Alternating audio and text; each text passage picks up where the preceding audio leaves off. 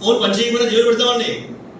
ఎప్పుడైతే phone రావట్లేదో, అవతలవాడు phone చేసినప్పుడు మనకు ఫోన్ రావట్లేదో, లేదంటే మనం ఫోన్ చేసినప్పటికీ అవతలవాడికి వెళ్ళట్లేదో, ఇందులో ఉన్న యూట్యూబ్ కానీ, వాట్సాప్ కానీ, స్కైఫై కానీ, గేమ్స్ కానీ ఏమీ చూడం, పక్కన పడేస్తాం. ఎందువల్ల అంటే దీని తయారీ యొక్క లక్ష్యం ఏంటండి?